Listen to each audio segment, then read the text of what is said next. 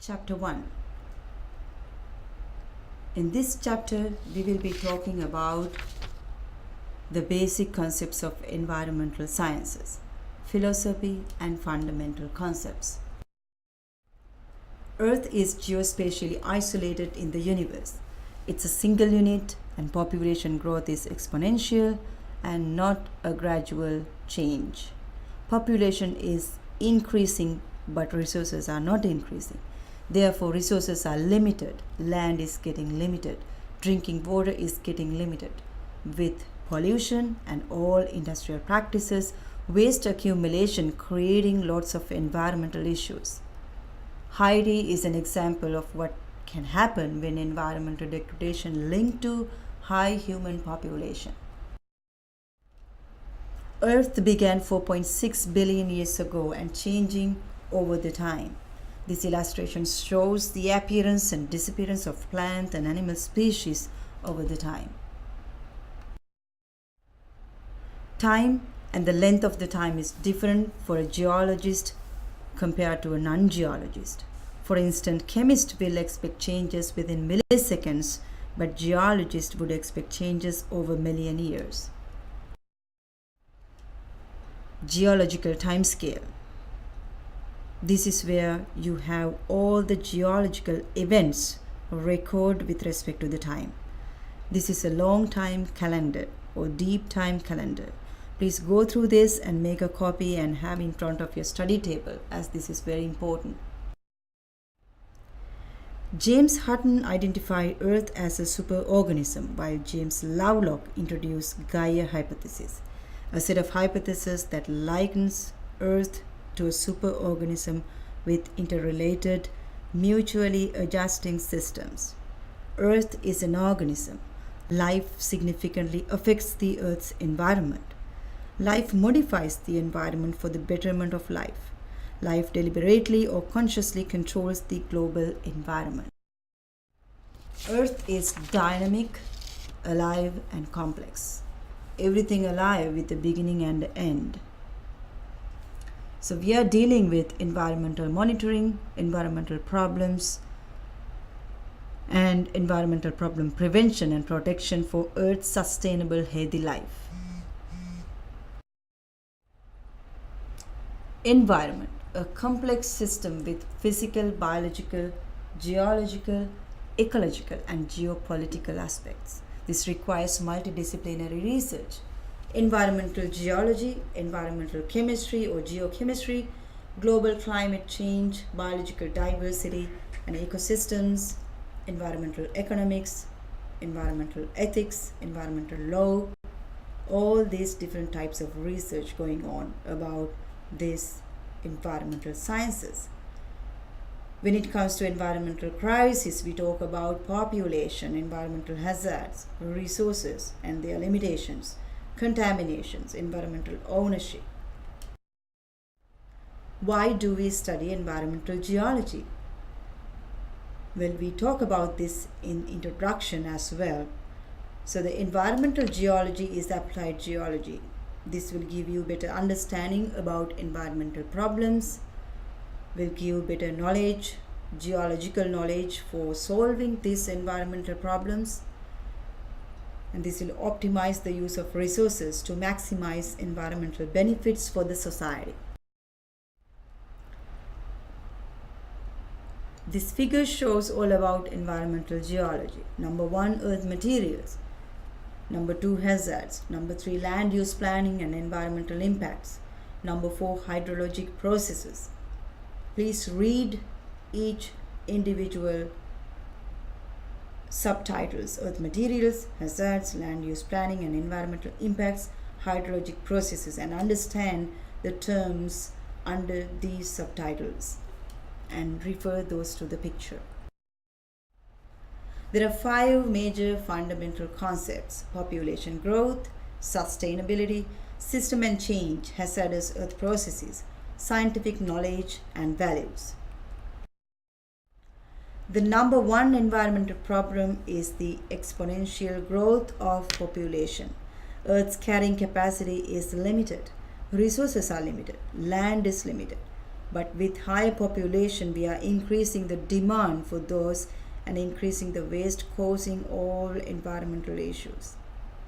Growth rate denoted with G, measured as a percentage. Doubling time is denoted by D.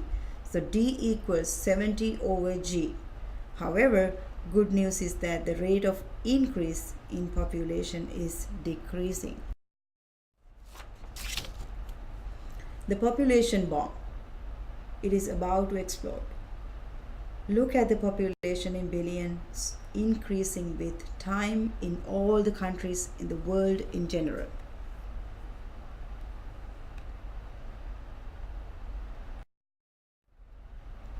However, population growth could vary depending on the country, culture, economy. This figure shows you differences in population growth in different geographic regions. This shows the human population growth at exponential rate. It is not a gradual increment. It's very fast, as you can see in this chart. Uneven growing pace and uneven global distribution.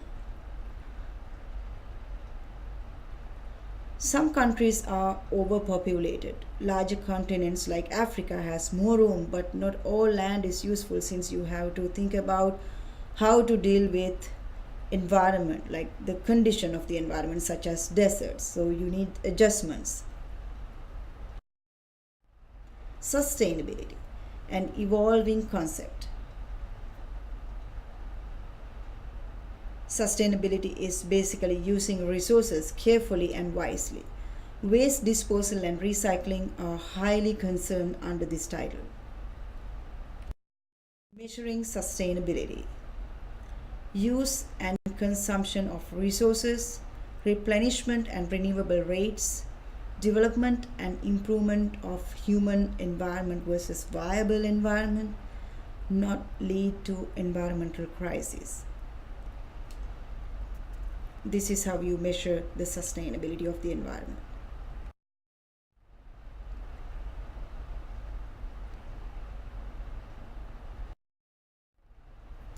Earth is a dynamic system. Two engines behind its dynamics is internal and external heat sources. There are four interconnected subsystems: geosphere, atmosphere, hydrosphere, biosphere. If you think about these words, geosphere is where we live, all the earth materials, soils, rocks, minerals. Atmosphere is what we breathe. Hydrosphere is what we drink. Biosphere is actually ourselves, like animals and plants. Four subsystems mutually needs to be adjusted.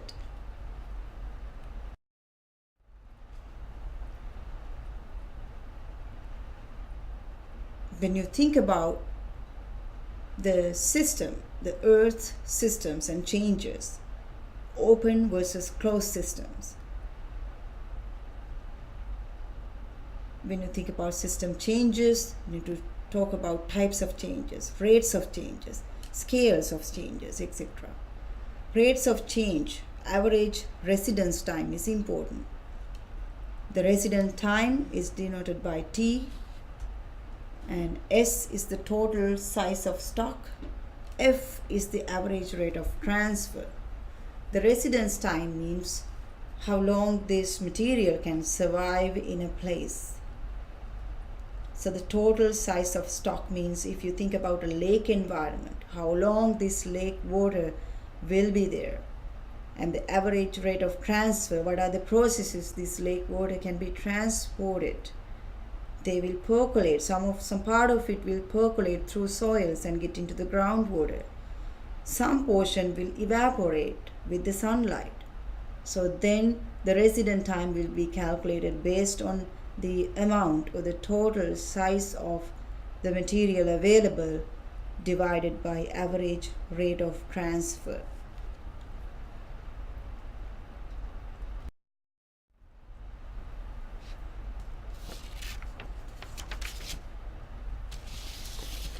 S is total size of stock in that equation.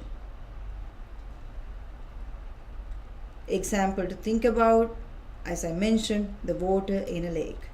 With evaporation, water is moving out from lake to atmosphere. Rate of that process is slow. If you look at the equation, F is little in this example, and this brings resident time higher.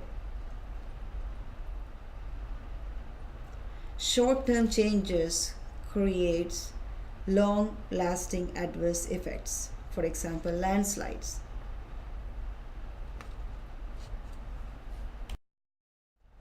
All right. What is uniformitarianism? The present is key to the past. The present is key to the future.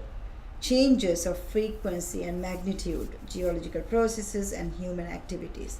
So uniformitarianism word, the meaning of it is uniformity, being consistent with time.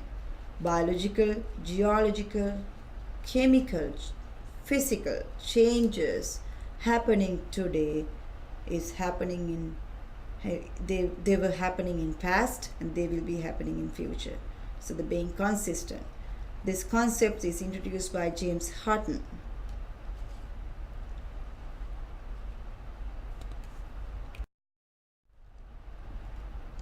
Hazardous earth processes. Hazardous earth processes and risk statistics for the past 2 decades. You can read about this and you can think about this. So studying about earth hazards is important. What are the earth hazards? Earthquakes, floods, volcanic eruptions, hurricanes, all other earth related or the environmental related hazards are considered as the environmental hazards. These are natural hazards. We cannot stop them, but we could prevent them by taking precautions.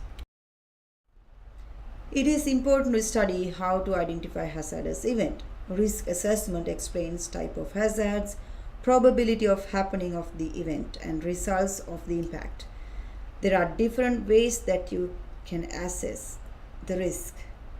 Critical facility mapping and analysis, economic impact analysis, social impact analysis, total environmental impact analysis. This leads to risk management and mitigation. Scientific method is important, whatever the science or whatever the subject that you are majoring. This is basically logical thinking. Scientific method is always based upon observations. Based on observation, you are going to make good hypothesis. That means scientifically make sense. Good judgment, that is scientifically make sense. Then you will do experiments to test the hypothesis. Your hypothesis can be accepted hypothesis if you are successful in your experiments. Then it becomes a theory and moving towards a model. You can see this chart in this figure 1.12, and you will understand how you're going to reach to a theory starting from observation.